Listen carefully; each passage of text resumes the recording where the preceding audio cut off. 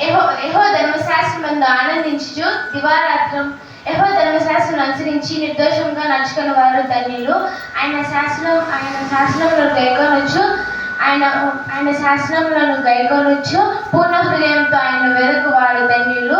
వారు ఆయన మార్గములను నడుచుచు ఏ పాపమును చేయరు.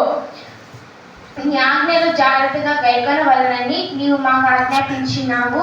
ఆహా, నీ కట్టడలను గైకొనున్నట్లు నా ప్రవర్తన స్థిరపడి ఉండినంత మేలు. నీ ఆజ్ఞలన్నిటినీ నేను లక్ష్యము చేయనప్పుడు నాకు అవమానము కలుగనేరదు. నీతిగల నీ న్యాయ విధులను నేను నేర్చుకున్నప్పుడు యథార్థ హృదయంతో నీకు కృతజ్ఞతాస్తుతులు చెల్లించెదను. నీ కట్టడలను నేను గైకొందును, నన్ను బొత్తిగా విడనాడకుము.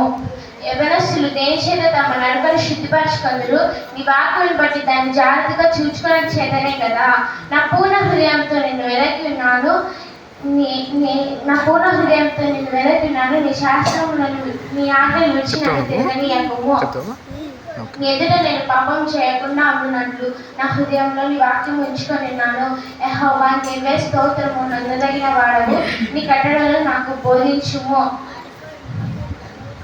నీ నోట నీవు సెలవిచ్చిన న్యాయ విధులన్నింటినీ నా పెదవులతో వివరించలను. సర్వసంపదలు దొరికినట్లు నీ శాసన మార్గం బట్టి నేను సంతోషించుచున్నాను. నీ ఆజ్ఞలు నేను దండించదను, నీ త్రోవలను మన్నించదను. నీ కట్టడలను బట్టి నేను హర్షించదను. నీ వాక్యమును మరొక ఉందును. నీ సేవకుడైన నేను బ్రతుకున్నట్లు నా ఏడల నీ దయారసమును చూపుము. నీ వాక్యమును బట్టి నేను నడుచుకొందును. నేను నీ ధర్మశాస్త్రమందు ఆశ్చర్యకరమైన సంగతులను చూచినట్లు నా కన్నులు తెరువుము.